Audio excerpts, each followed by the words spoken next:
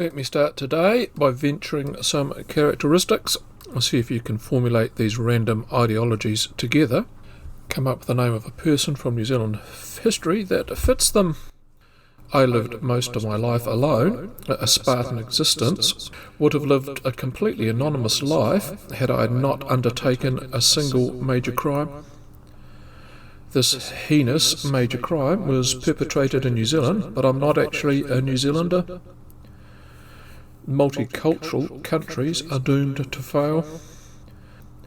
European people, whites, aren't breeding at the same rate as other races and will soon be swamped. All of this political stuff is in my manifesto. I believe it's time for societal revolution. My crime will be the spark that will inspire others, only ultimately it had the opposite effect. I have travelled the globe. I'm a fitness freak.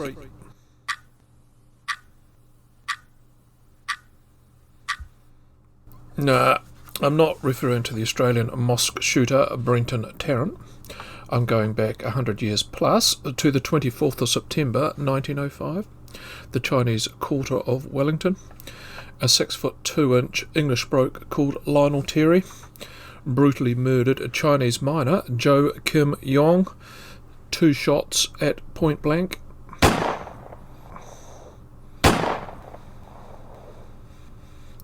All to publicise his turgid book, and for good measure. You'll also hear about his sister as well. Both would end up being institutionalised at the same time. Let's first go back and look at the 28 years of Lionel Terry's life before arriving in New Zealand in 1901. Edward Lionel Terry, who would run with Lionel when Eddie seems much better, was the eldest child of a rugby league-sized family. That's 13 for those that don't follow league. His old man was loaded, in another tie-in with a Tarrant. And Terry's old man, a rich merchant and real estate dealer, basically funded his oldest child's teenage travels. Tarrant's, that came in the form of an inheritance. Lionel Terry was a bright, feckless, artistic child who first joined his father's business and then bailed to enlist in the Royal Artillery, which wasn't his thing. His old man stumping up for the decommission cost, thinking he'd had enough of firing cannons and he would come back into the family business, only to see his son sail off into the sunshine aged 22. His itinerant hand-to-mouth globe-trotting began. I'm not going to try and get this all in order and just give you the highs and lowlights of the ensuing 6 years, some of which relies on Terry's own recollections, which, needless, require a pinch of salt. His hatred of the Chinese, etc., etc., etc., etc., would be fermented during these travels. History is often a complex thing. Much has been made of Terry's hatred of what was then termed Mongoloids, plus other pejorative words for Chinese, which would get me in trouble with the YouTube AI overlords, were freely used in the press of the day. Less so do we hear about his hatred of Africans and Jews, nor Maori lands that should be returned straight back to Maori. He was also a rabid anti-Semite. The Rothschilds and other Jewish financiers were running the world's economy and had too much influence. Capitalism needed to be overhauled. Africans needed to stay in Africa.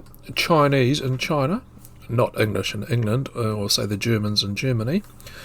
To add context here, context you won't get in the New Zealand history curriculum from a good many modern historians who have jobs and can't say things that go against the grain, that I can. There was an almost homogeneous nature to all countries in, say, 1890, Asian countries being amongst the worst when it came to closed borders. Xenophobia wasn't a uniquely Anglo-Saxon trait, not by a long shot. Japan held an isolationist policy for centuries, only allowed the Dutch in. Anyone remember The King and I, the background to that movie? The Mongols were medal winners in terms of empires and colonialisation.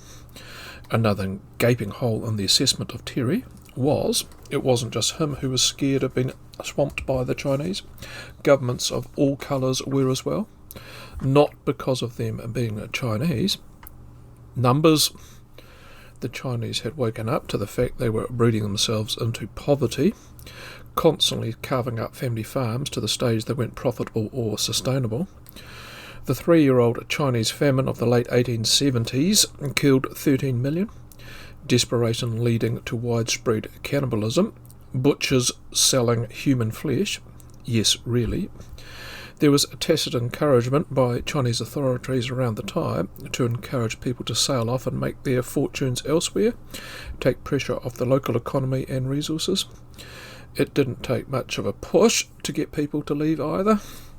If just 1 in 400 of the Chinese population in 1900 thought, New Zealand sounds like a cool joint, let's up sticks and go there. Had New Zealand operated an open border policy, these newcomers would outnumber the New Zealand population, swamp the infrastructure. This fear that a trickle would turn into a torrent. Now you know, and you also know, Terry wasn't alone being paranoid to the threat of massive Chinese dysphoria. The concern of a yellow peril was a ground roots one, held amongst their Asian neighbours as well. Anyway, now you have a macro background, a better grasp of the world at the time. We can get a better idea of the prevailing psyche at the time. Back to Terry's extensive travels, 1895 to 1901, not technically in chronological order, highlights only. Joined the mounted police in Bulawayo, modern-day Zimbabwe, got himself embroiled in what was called the Jameson Raid, an aborted attempt by the British to seize Transvaal. There he rubbed shoulders with Cecil Rhodes, one of the major backers of that raid. Today we'd call him a billionaire financier. Sir Lionel Phillips would later send a glowing character reference to the New Zealand court. It was here in South Africa Terry got to thinking he was on the wrong side of history.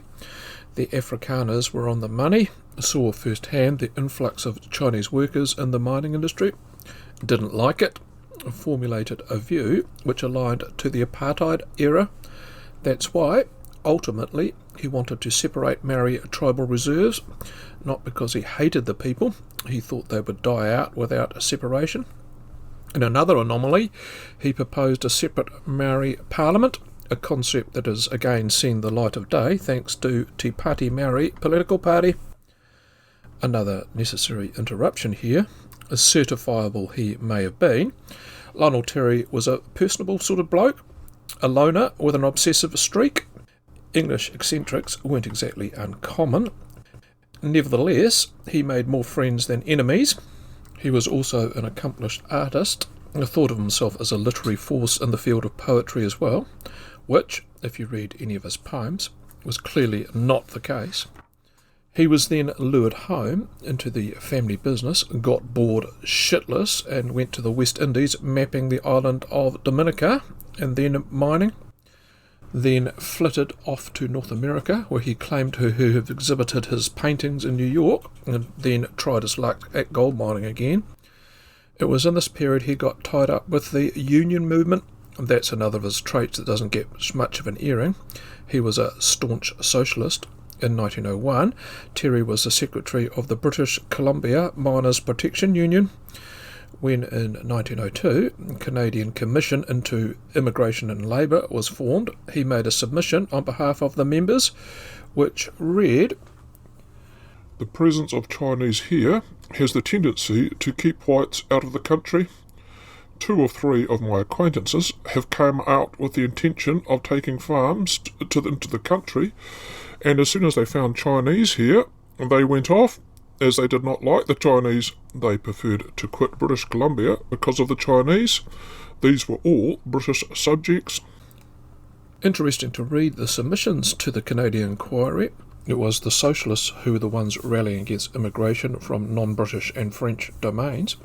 The business owners, farmers, etc. were more open to immigrants, regardless of origin. Before the famous Terry Fox did his walk across Canada for cancer, Lionel Terry walked 1,100 miles across British Columbia and Alberta. Next stops Hawaii, Australia, before finally arriving in New Zealand in 1901. Lived most of his time north of Auckland, where he variously worked itinerant jobs, including on his brother-in-law's farm. One of his sisters, Ellen, having also moved to New Zealand.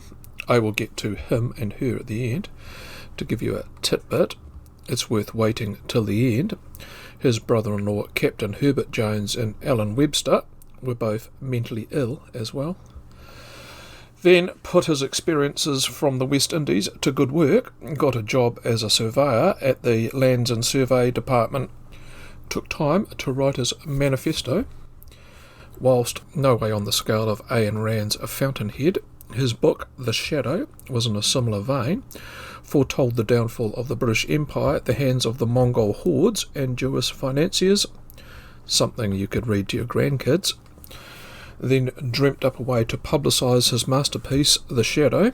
He would walk the 1,000 kilometres from Northland to Wellington, deliver it into the hands of the politicians of the day, either boring the poor sods in the pub every night with impromptu speeches, impressing them enough and to extract money out of them to buy his self-published book, with the archetypal Jew brandishing a Middle Eastern cutlass on the cover. This self-publicity walk did gain him sympathisers. Later, 15,000 signed a petition for clemency, many of those being the ones he encountered on the days on the road. There was also a counter-petition which was organised by the Chinese community that got more signatures. His writings were not enough to inspire the revolution he desired, the expulsion of the Chinese and Jews, which he didn't really think through, since by my quick estimate, half the country's beer was brewed in a Jewish-owned brewery. He also had a desire to see Maori have Stewart Island to themselves. He needed a stunt in which he could garnish nationwide publicity. He would openly kill a Chinaman. He made no secret of the fact, even writing to authorities prior, telling them of his plans and motivation in advance. Letter, September the 24th, 1905, to the Governor-General of New Zealand. Sir, I have spent several years in various portions of the British Empire into the subject of the results arising from alien immigration, and being confident of the evil consequences arising therefrom, I have decided to bring the matter before the public eye in a manner which will compel the attention it demands. I will not, under any consideration, however, allow my brother Britons to be jeopardised by alien invaders, and to make this decision perfectly plain, I have this evening put a Chinaman to death in the Chinese quarter of the city known as Hanning Street. I remain, Lionel Terry.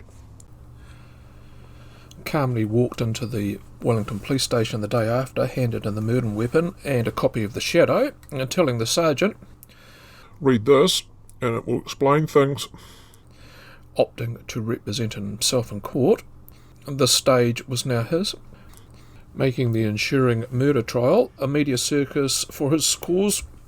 My action was the result of careful deliberation, and was impelled by merciful considerations for all concerned. In choosing an example of an old and crippled man, I realised my purpose would be accomplished without the sacrifice of one whose existence was other than a painful burden. By thus quenching a flame which was already flickering towards extinction, I have not only conferred a merciful deliverance upon the world-weary man, but have also benefiting those amongst us whom was living in this country in which he had come to live, by an act designed to arouse people in its state of callous indifference. There was no real defence offered in court. In a trial in which guilty meant hanging was on the cards, the jury took just 25 minutes to find Terry guilty, spent much of their time in deliberations on how to communicate with the judge, and Terry wasn't the full quid. The prisoner was not responsible for his actions, as he was suffering from a craze. That's what the foreman told the judge. His original sentence was death. That was commuted to life imprisonment, which pissed him off when he realised that was only because he was considered insane. He was soon transferred out of the mainstream prison population to a series of psychiatric facilities in the South Island. For the first part of his 47 years inside these mental health hospitals, come crude lower security prisons, Terry soon became the bane of Littleton Prison at the port of Christchurch, Sunnyside in the middle of Christchurch, and Seacliff on the outside of Dunedin. demanding a special vegetarian diet, a table set for his meal away from the other inmates/patients, would speak randomly and loudly at night to the annoyance of his fellows and authorities alike, go on Hitler-esque rants about his favourite subject, light fires, walk for hours daily. Fitness that came in handy when he escaped, which he did 4 times. September 1906, Sunnyside, Christchurch, made it 60 kilometres to the country town of Sheffield, surviving raiding gardens and eating grass. Pyromania strikes me as being more normal than eating grass. Unaware he was a wanted man, began preaching his sermon to random locals, who were all well aware of the man in their presence, collared him along with a local copper, not without a fight though. November 1906, undeterred, he did a runner, literally his method of escape. Again from Sunnyside, learned from his mistake last time, holed up in a cave alone, until his location was discovered after a food raid. November 1907, transferred south to Seacliff Asylum outside Dunedin. His ambitious target was the West Coast. Lack of food and the propensity to want to talk to the locals proved, again, to be his undoing. Rest assured, his escapes were high-profile media events. Authorities were getting pissed off at the manpower being invested into this bothersome, peculiar inmate, who was beginning to get a bit of a folk hero reputation in some quarters, not the Chinese community. Gun sales would boom every time Terry was on the loose. Local Chinese businesses would close. Their kids would be pulled out of schools. Escape 4 from Seacliff in February 1908 was but a brief one. He was spotted shimming down a water pipe on the 2nd floor, pursued and captured the same night. Now under the spotlight, the media wanted to know why no one could keep Terry in one place, safe from the public. He was placed into solitary confinement for 5 years back at Sunnyside. The authorities then struck a deal with Terry, namely Truby King, the radical reformer in charge of Seacliff. He would set him up with his own room. He would have access to the gardens, paintings, hospital, farm, acquiesce to his peculiar diet, in exchange for the promise he wouldn't escape. That promise was kept. As his mental health began to deteriorate further, Terry got another bee under his bonnet. The Bolsheviks considered himself to be a demigod and painted himself as a prophet who went under the humble name of Messiah. That's his self-portrait in the thumbnail. The Maniacal Messiah. His time whiled away in the gardens, writing poetry, and in the recreational facilities came to a sharp, abrupt end a quarter of a century later. I mean sharp. In 1940, the 67-year-old stabbed one of the doctors whilst receiving an injection. Spent the last 12 years of his life inside solitary at Seacliff. By now he was a hopeless case, totally bonkers. At the very same time Lionel Terry was at Seacliff, his sister Ellen Webster had been committed to the Avondale Lunatic Asylum, Auckland, by her husband, ex-Boer War veteran Captain Herbert Jones. Webster also shared her brother's habit of going AWOL because she believed she was being chased by strangers, part of the Greek resistance, saw things and people that weren't there, at one point went into character mode of a 3-year-old. Unbeknownst to the staff at Avondale Lunatic Asylum, this deterioration in her mental health had impacted poor Herbert, who wasn't doing too well on his farm. One day, on a routine visit by him, a nurse entered into Webster's room to find her lying prone on the floor as if she'd had a bit of a turn, her husband crouching over her on his knees. As she approached the couple, he slumped over her body. Both were all but dead. He had poisoned her, and then himself. A bit of a sad and morbid ending to all these events. My recount, which I hope you enjoyed. My last podcast, the Kiwi Pilots who vanished into the Bermuda Triangle. Bombed. Perhaps you missed that. The stats say 7 and 8 of my subscribers did, or the subject wasn't of interest to you. Always happy to get listener feedback, as long as it's constructive. So if you missed the goings-on in the Atlantic Ocean in the late 1940s, flying dodgy British aircraft, there's a link below and a bubbly thing about to pop up, if it's not already there. Let me know your feedback on that and this, anything you like. My personal thanks for taking some valuable lifespan away from you today. I will see you back next week for another episode here at En Zed. Bye for now.